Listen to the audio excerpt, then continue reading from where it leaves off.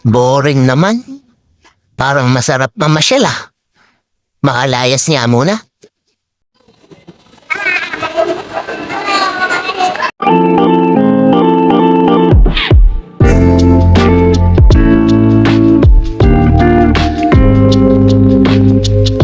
Good morning, Visa Corinne. Where are we going? Good, good, good girl. We're going to the... Ocean Park. Let's go!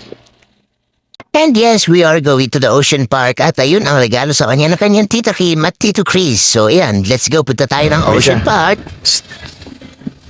Hi! Smile. Napanood ko na yung video mo. Hi! Say hi! Hi, Visa!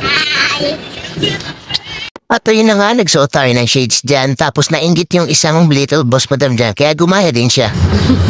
You're like a tutubi. Tatak tutopi.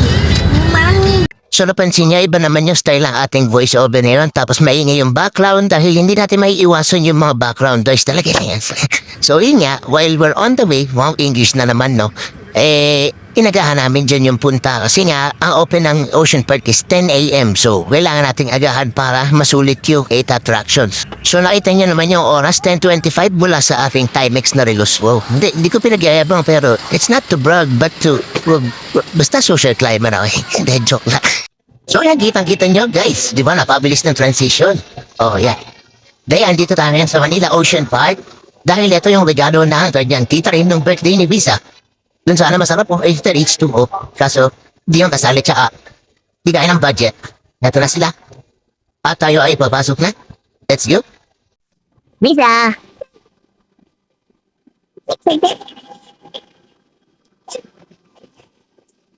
Ayan, ito na yung batang excited. Kanina pa lang sa sasakyan. Ayun, nakakita ng laruan, no? Pero hindi yun ang ating goal, Visa. Ang iyong goal ay ma-check lahat. So, yan. Nandito na tayo sa loob. So, tingnan lang natin kung ano yung mga mangyayari at kung ilang part aabutin tong Ocean Park na to. So, yun. Shoutout ulit, Tita Rin. Thank you sa ticket at sa gift, Tito Chris. Jan, thank you. Since pare-pareho naming first time dito sa Ocean Park, hindi namin alam kung ano yung uunahin naming puntahan. So kung ano lang yung pinakamalapit sa entrance, ayun lang yung uunahin namin. Pero syempre, chinek muna namin yung mga schedule para alam namin kung anong oras kami at matansya namin yung time namin pagpunta doon sa show. Pati syempre, magla-lunch din kami. Kaya panoorin nyo na ito. Let's go! So yan, as per checking sa schedule ng mga shows, mamaya pang 12:30 tsaka 3:00. So yan, since ito yung pinakamalapit, tayo ay mag-oceanarium na muna.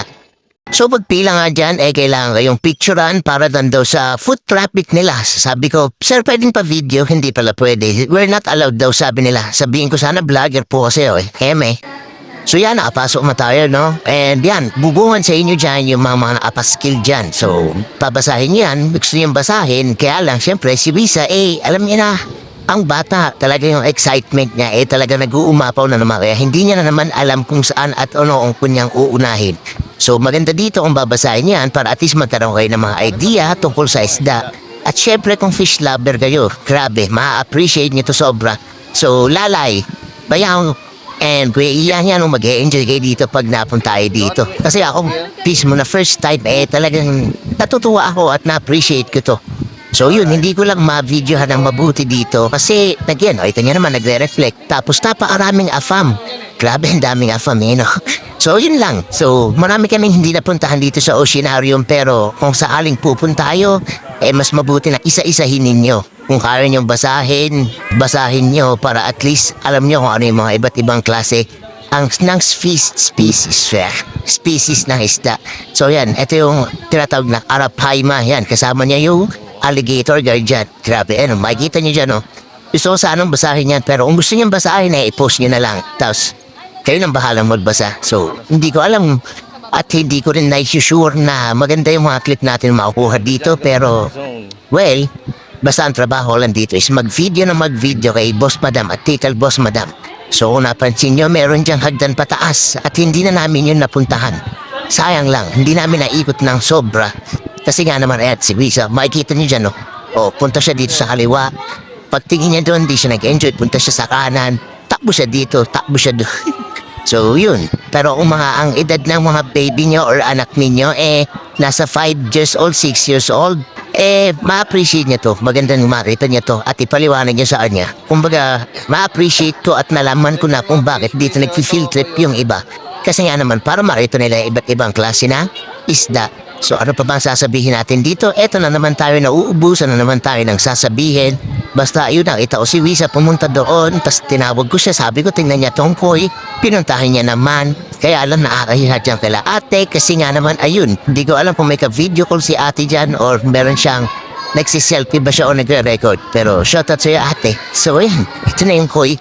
Ito na yung maayos-ayos na kuha ng video sa koy. Tapos ano pa ba? Basta pumasok na siya dyan, tumakbo na siya dun. Gusto ko pa sanang videohan lahat talaga, as in isa-isahin. But still, yun nga, hindi ko nga nagawa. Dahil nga ang Little Boss Madam sobrang excited. Pero definitely talagang babalik kami dito siguro by next year or next para talagang ma-appreciate niya na tapos para basahin na namin together. O diba po? So yung Boss Madam libre mo kami. Makikita yung mga isda dyan.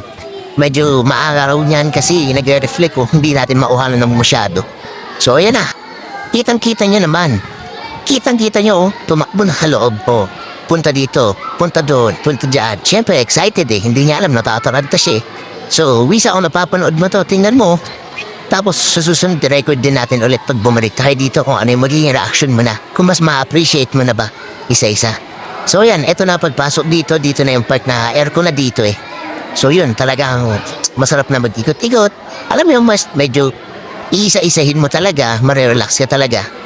Imagine kung may ganyan ka sa kwarto mo. Ang saya no? Parang nakaka-relax talaga. Kaya lang, ang andito, ang konse, syempre, matrabaho. Wala ka naman tagalinis. So, ikaw lang din maglilinis kung may ganyan ka. So, yan, panoorin niyo lang kung ano pa yung mga susunod na abanata dito.